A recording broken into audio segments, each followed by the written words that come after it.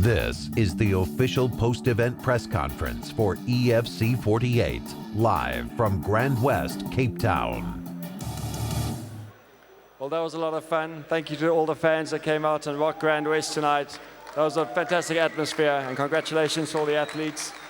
That was one hell of a show. Performance bonuses are awarded to Henry Buerta and Momodou Turi, and the fight of the night is a bantamweight title clash between Ishod Sayed and Cedric Doyle. This first question is to Ishod Sayed, and it's a very simple one. Straight to the point. What do you have to say to DeMart Penner right now? If he was scared before this fight, I'm pretty sure he's much more scared now because he knows what's coming.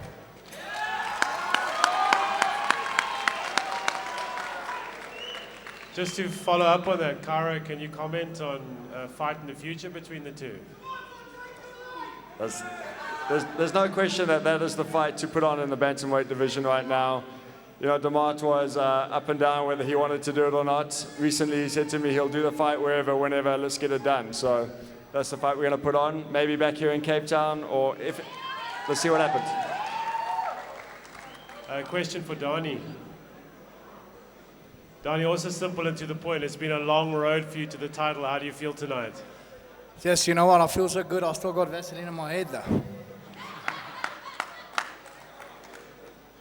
Can you comment on, I mean, you've been fighting, I think, since EFC 2, and finally you've got the belt. That's EFC 1, actually. Actually, EFC 1, yeah, that was my fourth fight. EFC 1, 12th of November 2009.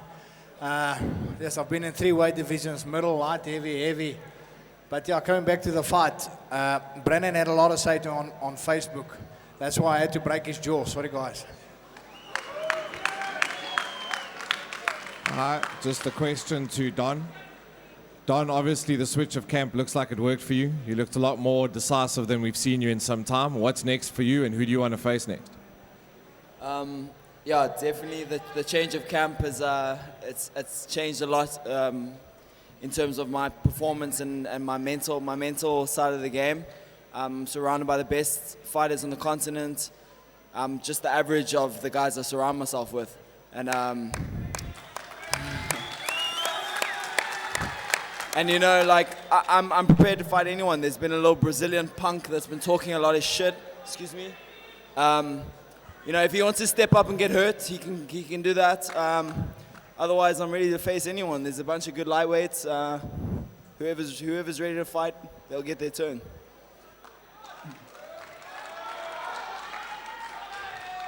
So the next question, Don. Well done on a very strategic fight. I think it was good seeing you go back to your roots. But the question's actually at Tyson. Tyson, looks like you were absolutely floored at the strategy that Don put forward. I don't think you saw those kicks coming. To be honest, we predicted that. I heard his corner saying, you know, Tyson's hurt. Throw that kick again, throw that kick. I heard it. I saw, you know, I actually visualized it in my head.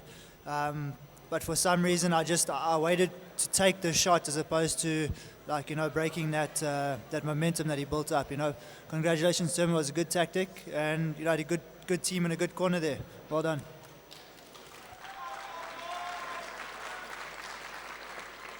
Those questions for Henry Buerta. Henry, you're really famous for your wrestling, but that must have been one of the most impressive knockouts we've seen in the EFC. Are you enjoying your reputation as a burgeoning knockout artist? Ja, jy sien, as 'n mens baie hard oefen en jy tussen agtergekom jy kan hy vuiste land, dan weet jy en veral as jy weet jy het 'n goeie freaking afrigter wat vir jou kan help en goeie so ek moet vir hom dankie sê. Ons hard geoefen vir dit, ja. Yeah. My question is to Don Madge. Don, apparently you've been working on your Muay Thai, and we can clearly see that tonight. First of all, well done on your victory. I just want to double check with you. Your Muay Thai skills, how do you think it's going to benefit you in the future? I mean, I've always considered myself a striker. I thought, you know, I feel like I'm a very well-rounded fighter. It's nice to go back to my roots and focus on my strengths. You know, the things that I'm used to doing, the things that I've been doing for the last 10 years. And yeah, it was really good to let my legs go and showcase that tonight. Hi there, Theo from SouthAfricanMMA.com. I've got a question for the new champ, Ishad Syed. Firstly, congrats on winning the belt. Amazing fight, definitely fight of the night in my opinion. What was going through your mind when you had that rear naked choke? It was nearly locked in that first round. Absolutely incredible comeback from there. I was just wondering what was going through your mind? The first thing that went through my mind is there's no ways I'm going to tap. Either I'm going to sleep here or I'm going to get out of this. And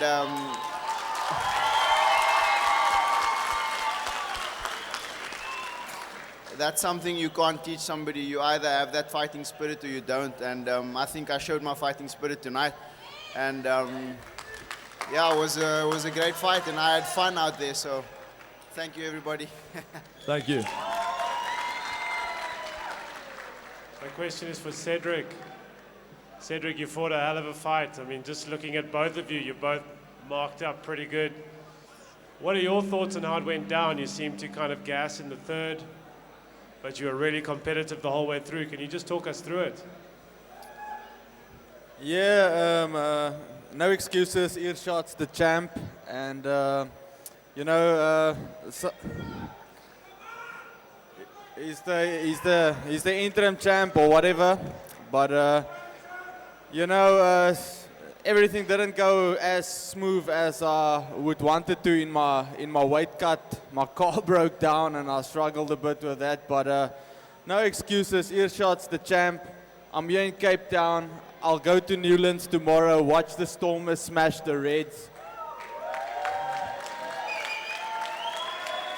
Enjoy my time here in Cape Town, come back, fight again, fight till I can't fight anymore, and then fight some more, and then I'm done. Cedric, just one more. What went through your mind when Yeshai got out of that rear naked choke? I had the choke on. Then I thought he was defending it good, and I thought, okay, I'm not going to blow out my arms here in the first round, so he escaped good. I tried to take the mount, he escaped that as well. He wrestled good tonight. Yeah, whatever, I'll come back stronger, fitter, more aggressive, and bring the fight again. There's questions for Mark Hume.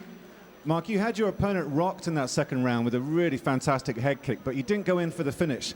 Is this a new controlled Mark Hume, or did you have a different ending in mind? Firstly, I just want to address Irishad, the disrespectful little brat. Don't think that you're the champion, bro. The real champion is in Joburg, the Mart Penna, and he will beat you any day of the week. So don't come here with that shitty attitude. And then on your question, sorry, he pissed me off a bit there. But on your question, look, yeah, he might have been rocked, but I took a new approach to this fight. I did an oral hydration instead of the IVs that are banned now. I felt very good, and I came in more relaxed, I believe. Some people told me I looked angry walking out. I felt like I was a bit more relaxed. And in all honesty, I just got bored of this stand-up. It didn't feel like he was engaging with me, so then I took it to a platform where I could do what I wanted to do, and that's on the ground. So yeah, that was my approach. Question for Karo. Karo, obviously the one everyone's waiting for is the announcement of what's happening with EFC 50. Is there any news on that as yet? I'm not going to announce the venue. It is somewhere new, somewhere different, and going to be awesome, but I can announce some fights that we've got going on there. We've got Ruan Potts versus Van Dam. We've got Ricky Masholas versus Elvis Moyo. And then EFC 49, we've even got Andrew Van Sel and Thomas Kalkowski. So that heavyweight division is going to be a stack of guys coming for you, Donnie. Karo, another question for you. The last fight, the production values, the lights. Donnie, that must have affected you guys as well a little bit with those lights popping on and off the whole time. Maybe you didn't notice, but I think everyone else did. I mean, that's a bit frustrating to sort of end a great evening like that. First time in EFC history that's happened. I mean, we're 48 events in, 500 fights literally, and obviously some technical issue with the lighting rig. So fortunately, the show went on and the guys managed to continue competing. And yeah, obviously not something that we want to go down, but it happens, I guess. My question is to Cedric Doyle. What do you have to say about Irshad's chin? Because you packed a lot of punches there, but he wasn't going down.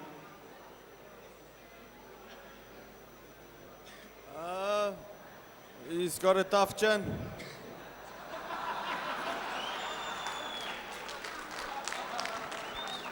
I got a question for Don Madge.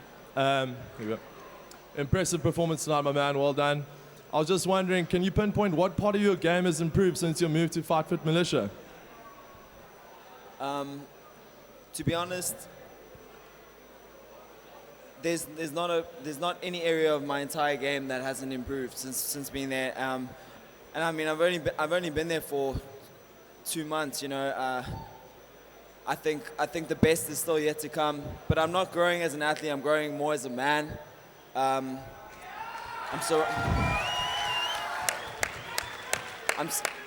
surrounded by a bunch of inspirational, hardworking guys, and they motivate me every day. And I think that's the most important thing. I didn't want to win tonight for me. I wanted to win for my team, and I think it showed. My question is for Sibu Siswe. Sibu Siswe, you came out very confident. I just want to double check what happened with you in the ring. Yes, man. Thank you very much, man. I mean, I would like to thank my support first, and then Bota, man. He came out like, he impressed me on stand-up, and then I was like, okay, let me exchange with him, man. And then he caught me like from nowhere. I didn't expect that. I was expecting him to go to the ground, but I was like, okay, he's coming, stand up, and then let's go. But I think I was more like comfortable on that, but I get caught, man. That's it now. This question's for Dani van Heerden. Dani, do you think you'd leave a greater legacy in defense of your belt if your cardio was a bit more on point? You know what? I think it's the first time I wanted to knock someone out since round 1, because he said he's only strong in round 1. And I normally take the guys where they're strong, though. So, yeah. Henry, again, great fight tonight. I think you looked really good in the fight, and you did something no one expected coming from a wrestling background. I think the question for me is simple. Who do you want to face next, and where do you want to go in the division? Okay, I just want to make it clear. I am fighting featherweight, not lightweight. So I don't care who I'm fighting. I'm bring the featherweights for me, and I'll be happy. Kaleka, next question is for you. You came into this fight 3-0. Did you expect what you got when you walked into that hex? Oh, I want to say first, I want all of the people who come to support me. I'm very, very sorry to disappoint you people. And another thing I want to say, referee is there to check everyone, to protect everyone. The guy, he give me 3 times, he punched me to my head, but the referee can't see. And I put my hands up to show the referee, the guy, he punched me, but the referee can't see. So I don't have a choice. I need to protect myself.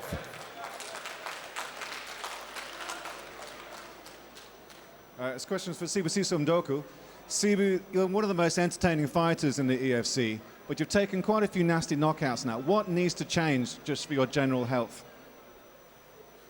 Sorry, man, I didn't get the question, huh? What needs to change in your fight preparation? You've taken a couple of nasty knockouts now. What are you going to change? Yeah, like, really, to tell you the truth, I'm still confused at the moment, man. But I'm going back to my training camp and then just ask them and then what's happening and then where we need to change our game and then, like, really come back and then... But I still need to fight more. I know I'm going down to the division now because I've been losing, like, many fights in a row, man. But I'll be back, man, definitely. Cairo, do you have any information on Brendan's medical status? Is his jaw broken? I don't have any information on that. His face was pretty beat up when he left. The guys are tending to him now, that's why it's not here, but we'll have a full update and we'll put some stuff out to all the fans so they know what's going on. And another one for Andrew. We've heard that you're busy qualifying for the Olympics for wrestling at the moment. Could you tell us what you need to do and when you will know and how likely it is that you actually go to the Olympics? Nog sover. Wel, ons kyk nou op ons na die volgende qualifiers kans 2 en goeie so. Ons sal maar van daar verder kyk. Ons is besig met om te sien wanneer gaan dit gebeur so, maar ons sal dit weet so sodra daar iets is wat ek vir julle kan vertel. Question for Henry again. Well done tonight. It was an incredibly quick fight. Just wondering, were your mindset going in there, were you looking to finish it in the first round or were you prepared to go the distance tonight? Ag, ek het geweet, hy is goed so, ek het my nie gepla of ek 3 rondes gaan nie, want ek is fiks genoeg vir dit. Maar ons het iets aan ons training camp gedoen wat my gelyk het gewerk so, ons gaan by dit hou, so dis al wat ek vir jou kan sê. Thank you. Question for Mark. Mark, as you said, you did look very relaxed when you were in the ring tonight. I think it's the most decisive we've seen you and probably the best we've seen you in the ring so far. Is there anyone in the really stacked welterweight division that you want to fight next? Or is it just whoever they give you?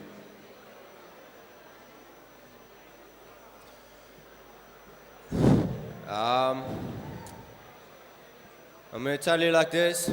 I'm always prepared. I'm always training. But now I'm back at the gym. And I'm waiting for that phone call for EFC 49 or 50, whatever's next. So whoever's there, whoever's out there, I'd like to go.